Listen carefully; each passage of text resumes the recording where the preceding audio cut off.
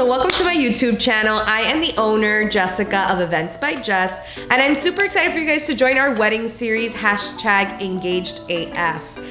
So we created this wedding series to give you guys some more information of what it's like to be engaged and through the planning process. So today's topic is, I'm engaged, now what? So you just got engaged. I'm sure you're super excited, but now what? What is it that you do? So today I'm gonna go through my 5 tips on what to do as soon as you get engaged. So it's a super exciting time when you get engaged. And I remember when I got engaged, I was so over the moon. I was so excited. And I really got to enjoy that time with my fiance at the time, and I loved it. And I think that's my first tip to most girls, is really just to celebrate and to have a really good time with it, because that little engagement bubble is amazing. Like, I remember taking those few days for just us, and it was probably my favorite time in the whole entire process, besides for the actual wedding day, just to be able to enjoy that time with my fiance. We got engaged apart, so like we were in a vacation when we got engaged, back out in California in our favorite kind of area, which is the Sonoma Napa area, the wine country. So we got engaged out there and we totally enjoyed it, and it's definitely us. We've been there so many different times in our engagement. So we took some time, and we took just a few days after we got engaged to just be with ourselves, because we knew that the minute we got home, we were gonna be bombarded with like friends and family and all of that. So my first tip out of the 5 is really just to celebrate and to really enjoy it. Whether that's an engagement party or a dinner with family or alone, just the 2 of you, whichever way you wanna do it, have fun with it, because it really is a good time. I always tell people, you need to enjoy the whole process of wedding planning, because if you don't, at the end of the day, your wedding is just one day. And so being able to enjoy the whole process from beginning to end, to me, is super important, so that you feel like you had a good experience throughout the whole process, okay?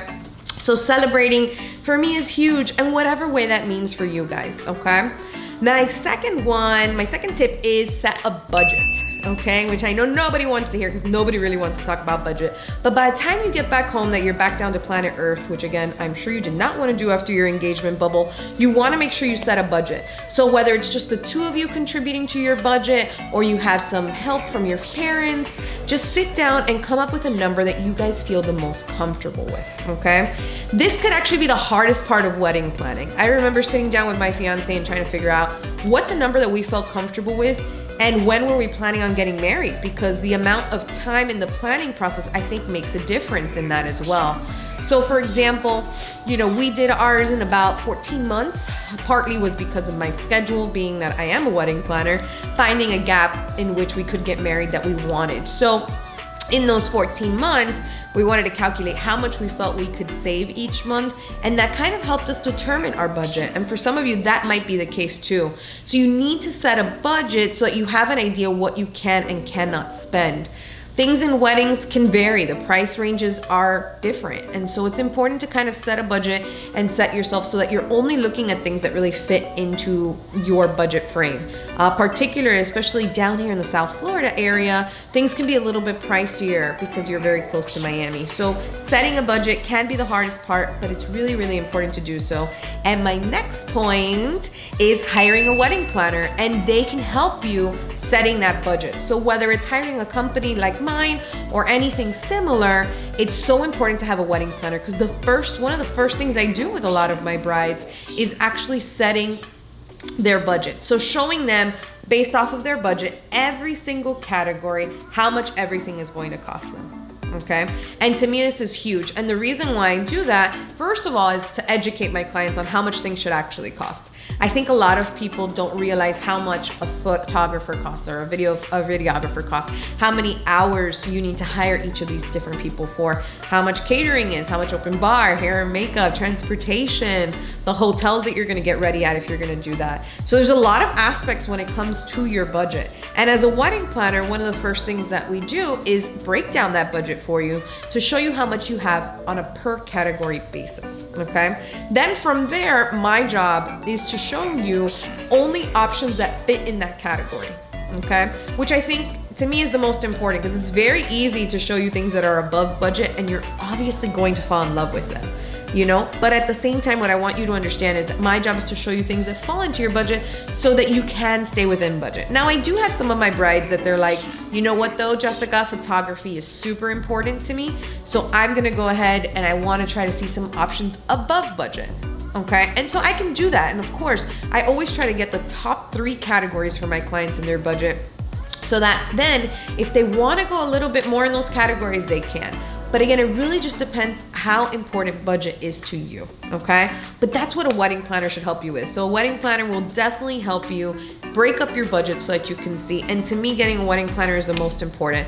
Not only do we educate you on what vendors should be charging, what should be on their contracts. I know it sounds crazy, but some of these vendors will have things on their contracts that are not good for you. And so one of the things that we do is read through your contracts to ensure that you are getting everything that you're supposed to be getting and that there's nothing bad on there, okay?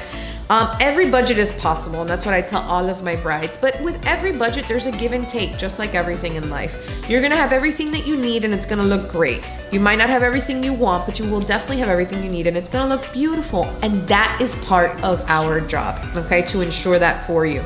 Your wedding planner is really your guide in to take you into all the correct directions that you want to go in.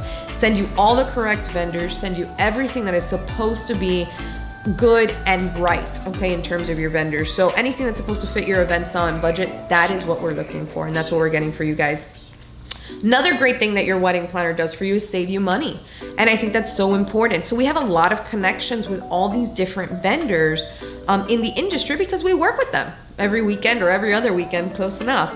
And so I have these relationships with these vendors. And so whoever we recommend you to, in most cases, you get that discount as well. So we pass that discount on to you, which I think is amazing, okay? And I always tell my clients, if I can save you my fee or more, which is always my goal, then I feel like I'm double worth it. Because not only did you get me, but you were able to save that money as well. So I think that's so important in a wedding planner.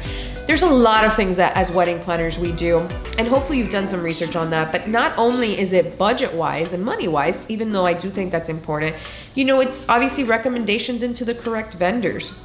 Helping you with all the checklists, making sure that you're staying on time with everything, that everything's getting done, that you don't get to the end and realize you forgot one of the biggest parts of this actual wedding.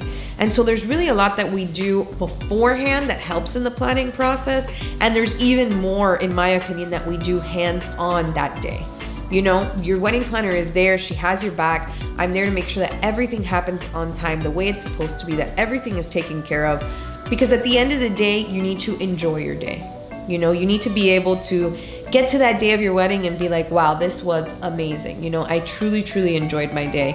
And that's what we're there for, you know? And so I think that that's super huge in terms of having a wedding planner. I always tell my clients, like, I am there for you. I'm there so that your family can have a great day and so you can have a great day. So whatever whatever I need to do to ensure that, that is what I'm going to do. And that's what wedding planners do. That's what our job is, to handle any emergency situations that may arise. Hopefully nothing does, and hopefully you never find out about it. But that's our job at the end of the day, okay? To ensure that those things are happening. So I remember when it was my wedding, I did plan it, obviously. I'm not one to relinquish control, I always say that. But what I loved about my wedding is my staff was actually the ones that serviced it. And obviously not only does my staff know how I work, but they knew how I wanted things. And I really just let go and truly enjoy the day. Like, they did everything. We had such an amazing day. And I didn't have to worry about a thing, even though I did plan it. Because I always tell people, if you have the time and the energy, you can plan your own wedding. But you can never really work your own wedding, no matter who you are, including myself. You know, so having a team or having someone there to really execute the day is super crucial, okay? So getting a wedding planner, I think, is super important in terms of what to do after you're engaged. Step number 4 is to create a guest list, okay? So that you have a roundabout number as to what you're looking for. So the dreaded guest list, right? No one likes creating a guest list. But at this point, and this is actually one of the parts of wedding planning that a wedding planner cannot help you with. There's 2 things, that's what I say. So your guest list and your seating chart are the 2 things that a wedding planner cannot help you with because we don't know your people.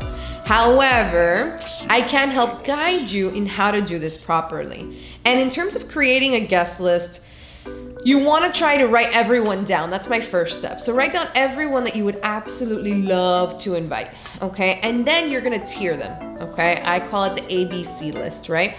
So your A are like your absolute must invites, right? Tend to be immediate family or anything like that. So your invites are super important. Your A list is super important. That's like your have tos. Then you have your B list. Your B list is like your next set of people, your friends or things like that you would really love to invite, given that you have the budget and the space in your venue to invite them, okay? And then your C list is more like if you have space, once you get maybe some RSVP back no's, then you can open it up to your C list. So that's really how I tell my clients to tier their guest lists, okay? Between an A, B, and C list, okay? This way, you can send out your invitations accordingly. And if you have a wedding planner, they can actually teach you how to do that, okay? How to tier them, when to send them out, when to do the proper RSVP dates, and when to properly print out the stationery so that you can get this done properly. In our wedding, we had a certain amount that we could invite. And so we needed to make sure, because of our venue, that we stayed within that amount, okay? So, which was a big amount. It was about 200 is what we were able to fit in our venue, but we had a guest list of about 240. So we wanted to make sure that we had, for sure, at least, we wanted to get as many people as we could in there. So once we had we invited our first 200, we started to get back no's, that's when we sent the next invitations. And so that tiering is super important to do, okay?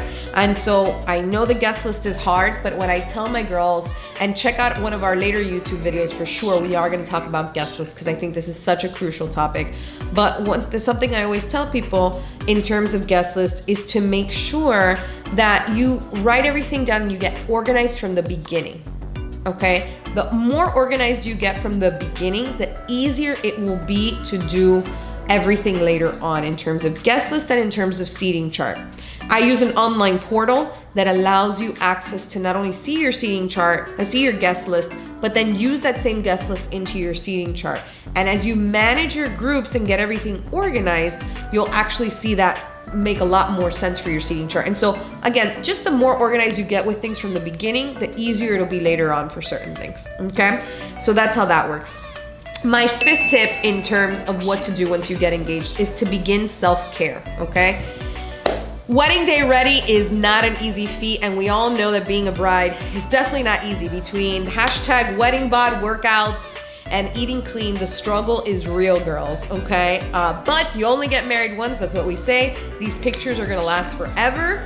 So making sure you look and feel your best, to me, is super important, okay? So there are some, not only self-care routines that you should be doing in terms of your face and your skin, but some other things that I really love my clients to take into consideration. So first and foremost, teeth whitening, I think, is super important, and I tell people to do it anywhere about 6 months before their wedding date, somewhere in that range, because you might want to go in for more than one. Or if you're gonna do a home teeth whitening set, then that's great too. So you're gonna do the strips, and it's gonna take you some time to go ahead and do those. So teeth whitening, I think, is great because, again, you definitely want to be, have your teeth and everything taken care of for then. Obviously, your photographer can whiten and do all those things, but why do that if you can look and feel your best yourself? So I think teeth whitening is something in the self-care. In terms of hair care for girls, your color, your cut, your growth, you're going to want to take a look at that, okay?